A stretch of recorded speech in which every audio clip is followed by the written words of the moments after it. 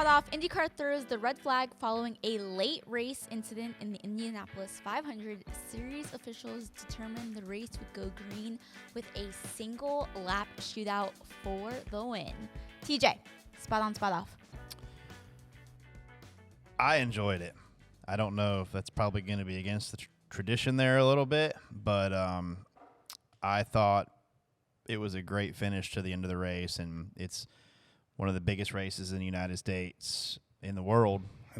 So I thought it was great to see those guys do what they do and put on a show and finish it out clean. Everybody's clean. Everything was clean, and it was exciting. I reached out to somebody who's very close to Jay Fry. Jay Fry is the president of IndyCar, right? And I was told that it was a committee decision, that there's a race They got director. one too? Yeah, they got a committee too. Race director Kyle Novak. What I didn't know, though, I was talking with Gluck, is Gluck mentioned that he thought Max Pappas and Arie Luyendyk are in the booth there too. That's a lot of experience behind the wheel to help you get it right. So to know that those 3 or 4 guys talked about it and made that decision, and we had a one-lap shootout to win the Indy 500, again, I thought it was freaking phenomenal. One of the best second best IndyCar race I've ever seen in my life in terms of me being entertained and having fun. Yeah. I want to say this, though.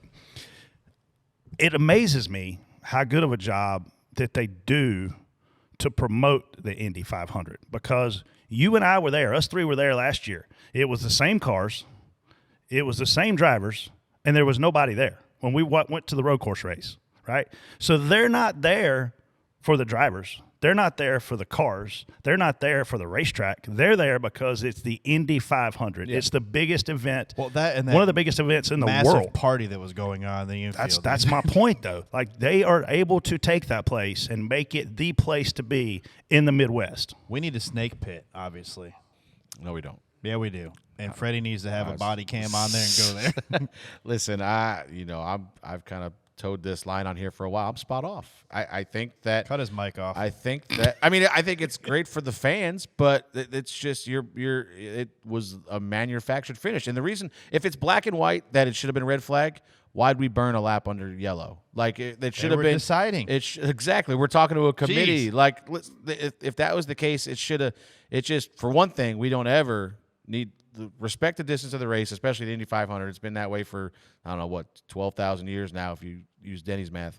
But, that's just, that's that race. So you don't want to extend it. You do not ever need green-white checkers. You don't need overtime at Indy with how dangerous that sport is and how dangerous that racetrack is. But I just felt like if I was a fan watching myself, I was like, hope they red flag it. I hope they red flag it. But as if I'm Marcus Ericsson, I feel like I probably just got to have an Indy 500 win, because that's just not the way you've ever done it before. Like, didn't he get one last year because of a shootout? I don't know. I don't remember the circumstances of last year, but I don't think they ever red flagged it for a one-lap shootout before. But should it have been a caution then coming to the finish?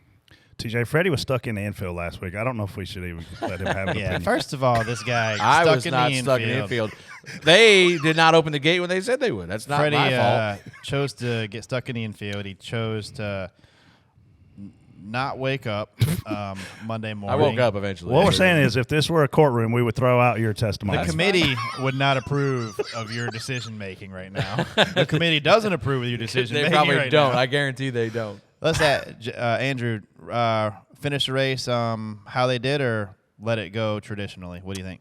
And to answer your question first, TJ, Ericsson won in a 2-lap shootout last year, so it's similar to it.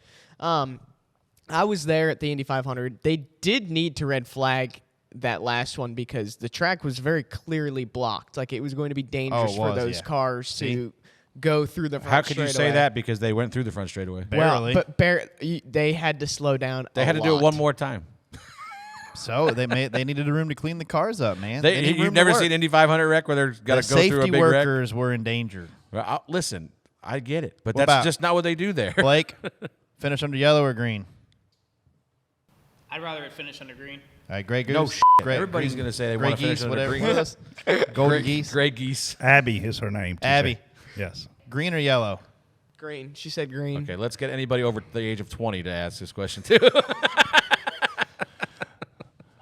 Hey, listen. I said as a fan watching, I loved it. The hype coming out of this race was phenomenal. Over 300,000 people there. Kyle Larson couldn't have picked a better year to run the double because they've had amazing Indy 500s the last few. Here he goes Next in with year. all this hype. And look, if you're not a Kyle Larson fan, it's going to suck to be you on Memorial Day weekend next year because it's going to be all you hear about. Yeah, He's it going to is. be a guy that has a chance to win both races, you think. Now, I realize we could say, well, it's going to be hard to do an IndyCar. Man, Kurt Busch ran 6th. And Kyle Larson's a better race car driver than Kurt Busch, and in terms of diversity and what he's won in. So I'm pumped up for this thing. I'll I tell can't you wait. who I was pulling for, and I think that was part of the reason why we might have seen some of those red flags was the 14 car. Yeah, Ferrucci. Santino for one, but AJ Foyt, American flag paint scheme. Yeah. They were going to probably give him as many chances as they could to get that thing up there to win that race. But I don't know. It just had a very, I hate to say NASCAR feel to it, but it just felt like we were trying to manufacture a finish that was great. But If I paid $200 to be in the grandstand, I want to see it finish. I get it. I said that from the beginning. As a Apparently- fan watching the apparently race, you don't. As a fan watching the race, when they red flagged it, I was like, oh, here we go. This is going to be a great finish. But And if it was. I was the So then 8, I would should feel it- like I got Should screwed. have been like a green-white checkered, so rather than just a No, one you lap. can't add laps. They didn't. No, I know. That's Yeah. what she's asking me if it should have Yeah. been a green, white Yeah, checker. I don't. You can't add laps. Here's what I learned watching that race is when these guys get in these crazy wrecks, the way they let the safety crew know they're okay is they flip their visors up. Yep. That's pretty cool.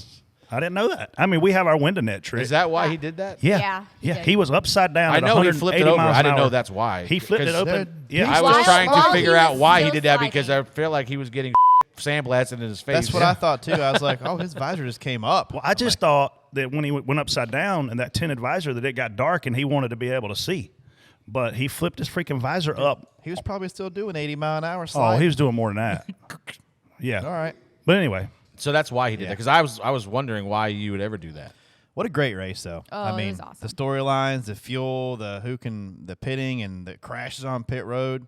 Were those teammates that hit? They were, weren't they? I don't. What idiots they were. would pit around your teammates of that race? So that if one messes up, it screws both of you. They all do, I think. I think that's a team, like they all pit together. I think that's dumb. They probably share multiple, Listen, like their pit road, for one, we already know this. That pit road is the sketchiest pit road in America. That one's long and narrow. That is a long, narrow pit road. Yeah. Size matters. Size It's even matters. longer if you use the access But roads. like a couple times, I think it was that Catherine Legg. She almost wiped out a guy standing there Oh, when yeah. she left her box. Like those was- guys are. When she insane. left her what? Jesus. Pit box. well, you got a penalty for, didn't you wipe a guy out?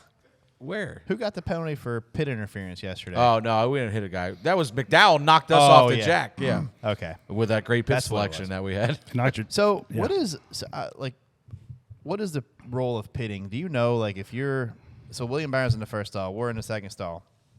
My understanding is he's not allowed to impede our guys. It's not. There's no black and white. Not allowed. It's So- just a judgment call. But I listened to Denny's podcast. I did not look at it. I didn't see it. Denny blamed your guys. My guys? Yes, because When? listen for whatever when William got a warning, I guess William got some kind of warning at some point. I guess I didn't catch it. That be careful. But there is an orange line there, but there's no definitive like if you're under that, over that, hit that orange line.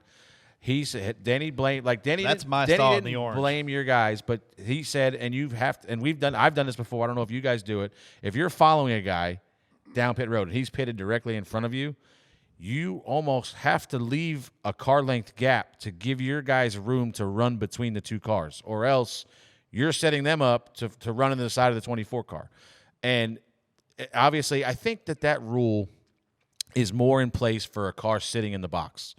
That that orange line that's there now, that they've never told us a black and white, whatever that rule is. But I think if there's a car sitting in the box and you shortcut it a lot and clip that right front tire changer or affect them in any way, I think that would be a penalty. I think this is more, just So kinda, then what's the warning for?